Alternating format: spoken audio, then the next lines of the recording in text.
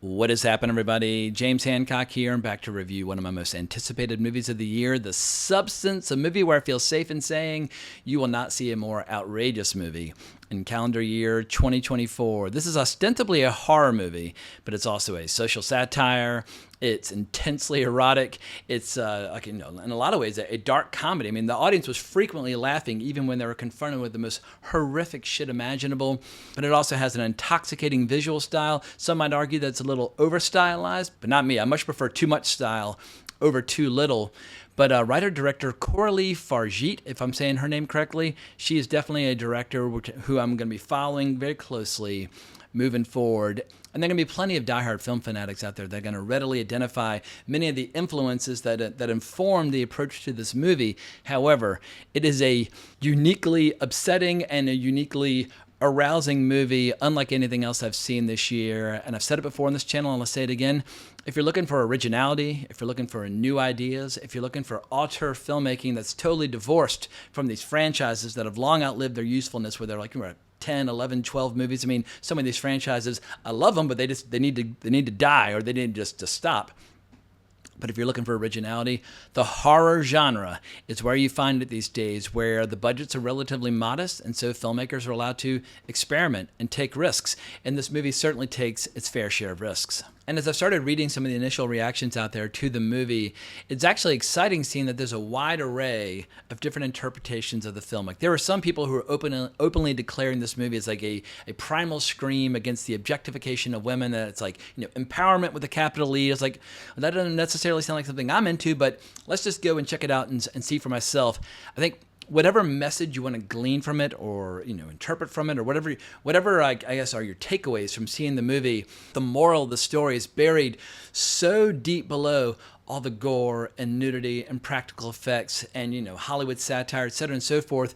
You might not even notice that the message is there. This is not a message-driven movie. You could just as easily say this is a movie about the price of fame, like a movie like Billy Wilder's Sunset Boulevard, or a movie about our obsession with youth and pursuing beauty at all costs, no matter what expensive side effects there might be. Like, it's all worth it if you can just look good on camera and achieve all that fame and stardom that's so elusive to so many people. So I like a movie which doesn't completely spell out their agenda. I like seeing a movie that doesn't completely kind of like spoon feed you what the movie's about. The filmmaker allows the audience to do some of the heavy lifting for themselves and allows them to think for themselves. And, if people have a completely different interpretation of this movie from your own, like, that's called art. Like, you should welcome this exchange of different perspectives. Because I think more than anything else, this movie's trying to give you just an incredible experience. Like I said before, an outrageous experience. And I think there are a lot of people who so rarely see outrageous movies, they won't quite know what to do with this movie. We're used to kind of vanilla, milquetoast, bland, forgettable, just like content. But this is a fucking movie, a movie that's just going for the throat. And I pretty much loved every single minute of the 2-hour and 20-minute running time. Although it must be said, if I'm going to criticize the movie, perhaps the movie overstays its welcome, or perhaps the movie misses a very obvious emotional peak, where if it had wrapped up, I would be inclined to agree with all the people out there saying that it's like this new macabre, like darkly comedic masterpiece. I think it's really fucking good. It's one of my favorite movies of the year. I loved it. Do I think it's a masterpiece? Well, I'm going to watch it a few more times to decide for myself, but I don't want to get kind of carried away by my initial enthusiasm and overpraise it, because that never does a movie any favors when people are like, it is the most incredible fucking movie ever made, and people say like, all right, it's fine, like blah, blah, blah.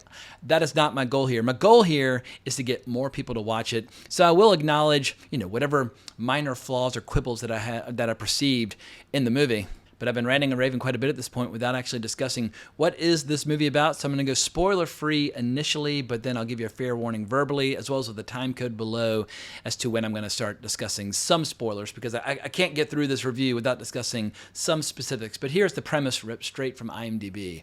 A fading celebrity decides to use a black market drug, a cell-replicating substance that temporarily creates a younger, better version of herself. And I should acknowledge that when it comes to the actual science fiction of this movie, you kind of just need to roll with it, or just allow the suspension of disbelief, because we're going into a world that's completely, totally unreal. Because the world depicted in this movie is kind of this extreme hyper reality. It's like it's LA on steroids. And the science fiction, I never found myself kind of calling bullshit, because if you follow the logic of it, it totally works right up to its grisly conclusion. But it's kind of like when you read like a book like The Strange Case of Dr. Jekyll and Mr. Hyde. Like, we don't really worry too much about the science part. We just accept the fact that two people are sharing the same body. And I feel like The Strange Case of Dr. Jekyll and Mr. Hyde, I wouldn't say it's a fair comparison to this, but you could definitely say that it's taken some inspiration from that classic story. But goddamn, Demi Moore and Margaret Qualley, they are perfectly cast. And I'm not trying to suggest that Margaret Qualley's character Sue is as horrific as Mr. Hyde, but she definitely has some horrific character flaws. Everybody in this movie has some pretty horrific character flaws. Some people will choose to be kind of selectively outraged over the depiction of some of the men in this movie. Dennis Quaid is playing a pretty extreme television producer who's chasing ratings with tits and ass, basically. He just wants big popular shows. And if you choose to take offense, more power to you. But I'll say that if you want to, I guess, look at which characters have the most obvious character flaws, it's the dual character of Elizabeth Sparkle and Sue, because she keeps forgetting that they're not two separate people. It's one body, and that's one of the things this movie does really well. It establishes the rules really, really thoroughly. Like, I feel like in fantasy and science fiction and horror, once you establish the rules, and the movie kind of has to obey the rules of its own kind of created fictional setting. And it does a brilliant job of saying, like, if you follow these rules, you'll be fine. And if you don't follow these rules, horrible things are going to happen. It's kind of like the movie Gremlins. They establish the rules and then you watch chaos ensue. Well, speaking of ensue, Sue and Elizabeth Sparkle, they basically start to fight over the time that is allotted to them, because they have to spend 1 week in one body and 1 week in the other. And over time, the side effects, let's just say, get pretty goddamn horrific. But, for like the first 30 or 40 minutes of this movie, before the horror really kind of like creeps in, it is one of the sexiest, wildest, most entertaining movies that you're going to see like in the 2020s. I mean, Jesus Christ, people talk all the time about like the male gaze versus the female gaze and blah, blah, blah. And I feel like there's some filmmakers and TV writers and video game designers that very deliberately embrace like an uglification of their stories or their characters. Writer-director Qualley Farjeet, she does the exact opposite. I can't remember the last time I've seen this much just like resplendent nudity, lovingly photographed with the best angles, the best lighting, the best everything you could possibly imagine. Like, even like a movie like Blue is the Warmest Color was kind of grounded in reality. The substance is just its style all the way. And some people are going to think that it's too extreme and too over stylized. But for me, I didn't have any popcorn, but I was shoving my imaginary popcorn in my mouth, just transfixed by just by the beauty on display in this movie. Speaking of beauty, Demi Moore in this movie is just a stone cold fox, and she is 61 years old, but she's an aging fox, and periodically the movie will slow down and move in for some extreme close-ups around her eyes, where you see the wrinkles in the sagging skin, or it will lovingly explore every curve of her quads and buttocks. But you can tell, in spite of her best efforts with like the most insane fitness regimen you could possibly imagine, going back to the days of like striptease and G.I. Jane, the aging process brings with it certain indignities like sagging skin, etc. and so forth. And when her show gets canceled, she decides to subject herself to this pretty horrific experiment, which initially pays huge dividends, but then over time, huge consequences. But yeah, both Margaret Qualley and Demi Moore are just absolutely on fire in this. Like, Margaret Qualley, she's having a pretty crazy year. She did that movie Drive Away Dolls for Ethan Coen, one half of the Coen brothers. She was in Kinds of Kindness with from director Yorgos Lanthimos, and now she's in The Substance for director Qualley Farjeet. I mean, Margaret Qualley, I was already a fan. I felt like she ever since the days of the show The Leftovers, she's done a pretty remarkable job of putting together an incredible career. This is probably the best year of Margaret Qualley's career to date, and potentially the best is yet to come. I mean, she could have a career like Demi Moore and still be doing amazing stuff when she's 61 years old. I mean, she could age like her mother, Andie MacDowell. So what else can I say before moving on to my spoiler section? I mean, if you followed this channel for any stretch of time, you'll know that I enjoy the combination of sex and horror. As I always say, it's like mixing together chocolate and peanut butter, or erotic thrillers. I love erotic thrillers, but for whatever reason, in the 21st century, Hollywood has kind of shied away from it. But it's just refreshing to see a movie with some edge to it, like some extreme content. People love extreme content. I mean, I wouldn't want to live in a movie-going landscape where everything is extreme, because then we would all become a little, cynical, and we just get very blasé about all the horrors that we're seeing. But after a summer of all these big, giant, bloated franchise movies, it's so refreshing to see a movie that's just trying to rattle people's cages a little bit, shock them out of their complacency. We need more filmmakers who clearly love and adore the movies of David Lynch. We need more filmmakers who clearly love and adore the films of David Cronenberg. And I'll get to which of those movies she kind of references or is inspired by in my spoilers, but you can definitely see that there are a variety of filmmakers like Alfred Hitchcock that have very clearly inspired the film The Substance. So I'm going to advise anybody and everybody with a pulse who likes to feel that adrenaline, rushing through their veins, to go check it out. Like, don't take your grandmother if her idea of a good time is like watching like Matlock. Like, it's maybe not going to be her kind of movie. But if you find yourself utterly bored by most movies and shows being made today, at a minimum, The Substance is going to be a shock to the system, where you might be like, all right, I didn't know they still made movies like that. More, please. Like whatever Qualley Farjit does next. She's got one other feature which I've not seen called Revenge, which came out like 6 or 7 years ago. I'm definitely going to go back and check that bad boy out. But whatever she does next, I will be first in line on opening day. But now it's time to get into some specifics. So last spoiler warning, 3, 2, 1. So for my spoiler section, I'm wondering, to what degree should I try to capture some of these insane sequences? Because as the old expression goes, a picture is worth 1,000 words and a video is worth 1,000 pictures.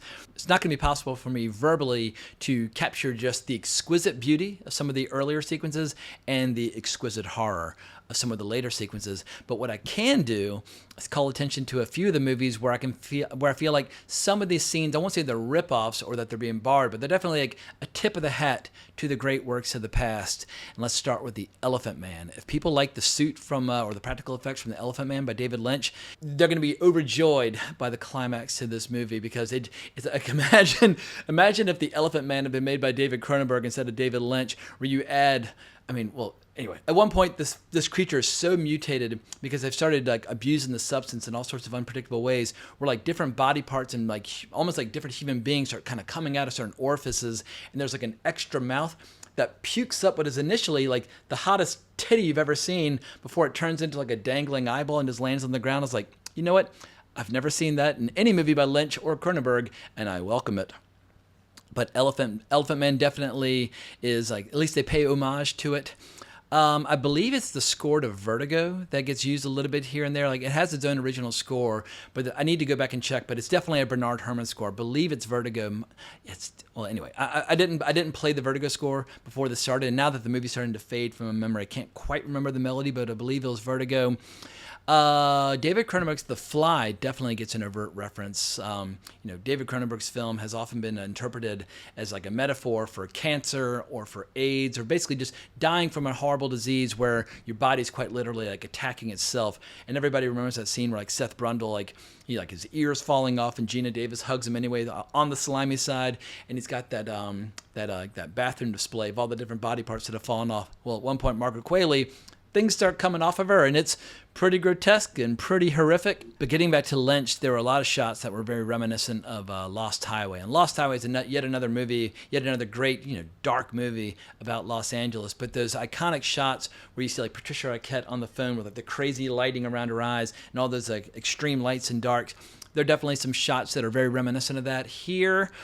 And there's a little known, or actually not even a little known, but a very how can I say this? If you've seen the 1989 just gooey like horror masterpiece known as Society, masterpiece is the wrong word. It's a cult classic, yes. Society is a cult classic, but if you've seen Society, like clearly this director has seen it as well. And Society, without going into too much detail, basically involves like these orgies where like the bodies are kind of like merging together and mutating and changing and like coming to pieces. And anyway, it's totally horrific, but also played for laughs. But if you love Society, if you're patient, by the time you get to the end of this movie, you'll be like, all right, we're back on firm footing. This is the kind of horror movie that I want to see. I guess my only real criticism of the movie is that by the end of the film, it is so extreme and so outrageous and so over the top, and it's just such a bloody spectacle in every sense of the word. Kind of breaks the internal tension of the movie. And since this is the spoiler section, in essence, when as like the Demi Moore character as the movie progresses, she starts becoming basically like a creepy old lady because the Sue version of herself keeps overstaying her welcome and basically like taking more fluids from the original host, whereas you're supposed to keep like a perfect balance so they can both kind of live in harmony. But Demi Moore's character decides to kill the Margaret Qualley character, even though they're the same person, who kind of but in two different bodies. But at the last minute, she decides not to kill her. They have this huge, crazy, outrageous fight, which is totally insane to watch in its own right. And Margaret Qualley decides that she's going to use the substance one last time, kind of like the catalyst for the initial change. And she just turns into this complete and total horrific monstrosity in a lot of ways. And when that monstrosity goes on TV and starts basically like projectile vomiting and like flinging body parts in every single direction, like it's so deranged that like all the social commentary and or just like I guess tension that existed in the film up to the point is totally lost because the movie just kind of comes apart at the seams very deliberately and willfully so. But it ends on more or less strong footing. Like I love the very last special effect of like this little pile of goo with Demi Moore's face kind of like lurching along. It's like something out of like John Carpenter's The Thing, which is yet another movie that this movie kind of like tips its hat to. And then she collapses on her star on the Hollywood Walk of Fame, and then she melts and the movie's over. I wouldn't have minded if the movie were 20 minutes shorter or 30 minutes shorter, but because the first half of it is just so luscious, for lack of a better word, I was basically willing to watch anything in the second half. But luckily, I kept thinking like throughout the first half, oh shit, the first half's so good and it's so entertaining and it's so titillating and arousing in a lot of ways. Can it sustain this? And then as the movie transitions into a full-blown like body horror movie, well, then, once again, like to what degree you have an appetite for body horror, that'll kind of dictate what kind of experience you have. But if you like body horror movies, holy shit, yeah, The Substance 100% delivers. But I think that's all I've got to say. It'll definitely be in either my top 5 or my top 10 for the year. And who knows, after I've revisited it, maybe it'll take the number 1 slot. I still feel like Oddity is my favorite movie of the year, but The Substance might be the most entertaining movie of the year, if that makes any sense. So if you just want pure, raw entertainment value, holy shit. Yeah, go see The Substance and take your friends and watch them react. I'm sure you'll have a lively discussion after the movie's over. But thank you so much for watching this video. I greatly appreciate it. If you liked the video, please consider liking the video, subscribing to the channel, hitting that notification bell, leaving a comment down below, all that wonderful, beautiful stuff. And I'll be back in your face tomorrow to review the latest episode of The Lord of the Rings, The Rings of Power. I've had so much fun reviewing a movie that I like for once. It's going to be kind of loathsome to go back to talking about The Rings of Power, but I watch it so that you don't have to. But on that note, I'm going to wrap this sucker up. Thanks again for watching, but more importantly, as always, onwards and upwards.